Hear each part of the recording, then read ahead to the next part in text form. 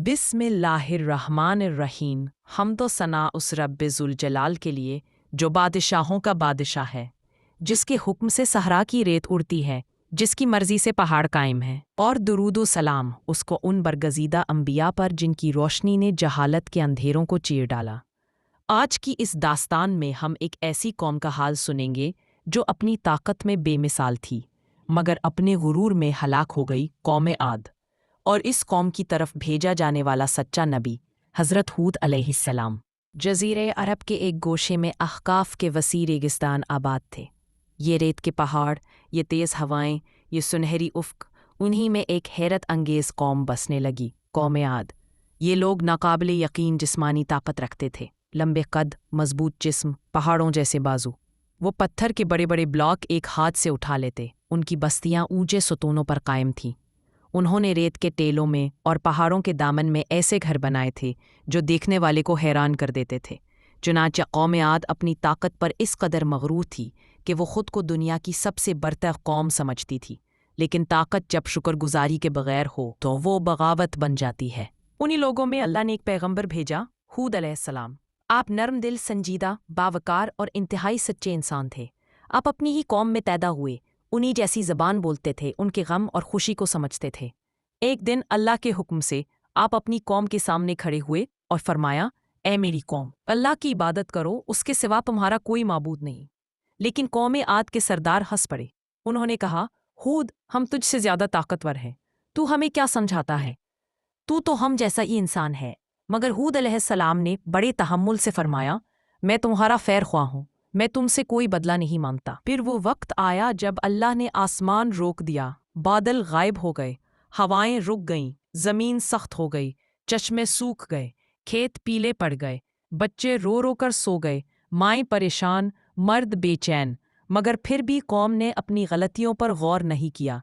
हूद अलैहिस्सलाम ने फरमाया, ए मेरी कौम, ये तुम्हारे अपने आमाल का नतीजा है, अल्लाह की तरफ पलट आओ। मगर जवाब मिला, हमारे खुदा नाराज़ हैं, तुम नहीं चाहते कि हम खुश रहें। वो हूद अलैहिस्सलाम को असल वजह समझने लगे। दिन गुजरते गए, कहत बढ़ता गया, लेकिन कौम के दिल नरम होने के बजाय मज़ीद सख्त हो गए। वो हूद अलैहिस्सलाम से कहते, अगर तू सच्चा है तो अपना वादा पूरा कर, हमारा अजाब ले आ। ये अल्फाज ऐसे थे जैसे कोई आग को भड़का रहा हो। मगर हूद अलैहिस्सलाम ने नरमी से फरमाया, अल्लाह का अजाब कोई खेल नहीं, मैं तुम्हारा दुश्मन नहीं, मैं तुम्हें बचाने आया हूँ। मगर वो टस से मस ना हुए। फिर एक दिन दूर उफ़क़ पर एक काला, गहरा, भारी बादल नमूदार हुआ। खुश्क साली से तंग लोग खुशी से उछल पड़े। वो दौड़ते हुए घरों से बाहर निकले। बच्चे तालियां बजाने लगे, औरतें पानी के मटके ले आईं। मर्द आसमान को देखकर बोले, ये है वो बारिश जो आने वाली है, हमारी मुश्किल ख़त्म हो गई। लेकिन हूद अलैहिस्सलाम का चेहरा बदल गया, चेहरा दिखाए बगैर। आपने फरमाया, ये वो बादल नहीं जिसमें रहमत हो, ये वो बादल है जिसमें तुम्हारे लिए अल्लाह का अजाब छुपा है। कौम ने कहकहा लगाया, हूद फिर हमें डरा रहा है। फिर वो लम्हा आया, एक ऐसी तेज काट देने वाली हवा ने बस्ती पर हमला किया जिसकी आवाज़ आसमान को चीरती महसूस होती थी। पहले झोंके ने खैमों को उड़ा दिया, दूसरे ने दरख्त जड़ से निकाल दिए, तीसरे ने घरों की छतें उड़ा दी। मगर ये सिर्फ आगाज़ था। कुरान बताता है कि ये आंधी 7 रातें और 8 दिन चलती रही। ऐसी आंधी जो इंसानों को ऐसे उठाकर गिराती जैसे खजूर के खोखले तने हों। हवा पहाड़ों जैसी कुव्वत से टकराती।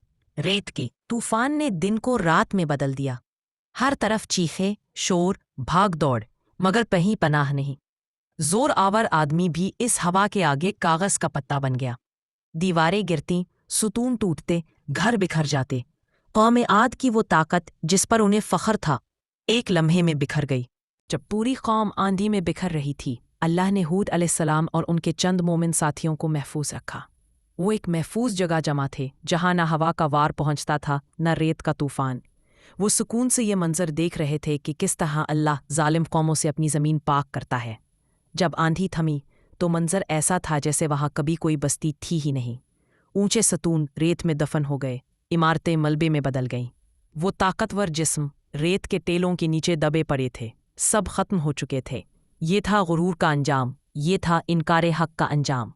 ہود علیہ السلام مومنوں کے ساتھ اس وادی سے روانہ ہوئے۔ آپ نے ایک بار پیچھے مڑ کر دیکھا۔ وہ وادی جو کبھی شور، طاقت اور غرور سے بھری تھی، اب ایک سناٹا تھی۔ پھر آپ نے فرمایا، شکر ہے اس رب کا جس نے ہمیں ہدایت دی۔ قوم عاد کی کہانی آج بھی قرآن میں محفوظ ہے، اس لیے کہ انسان بھول نہ جائے طاقت ہمیشہ نہیں رہتی۔ عمارتیں، دولت، شہرت سب مٹ جاتی ہیں، باقی وہ دل رہتا ہے جو اللہ کی طرف جھک جائے۔ یہ داستان ہمیں بتاتی ہے تکبر ہلاکت لاتا ہے، پیغمبر کی بات کو جھٹلانا اندھیرا ہے، اور اللہ کا وعدہ ہمیشہ سچا ہے۔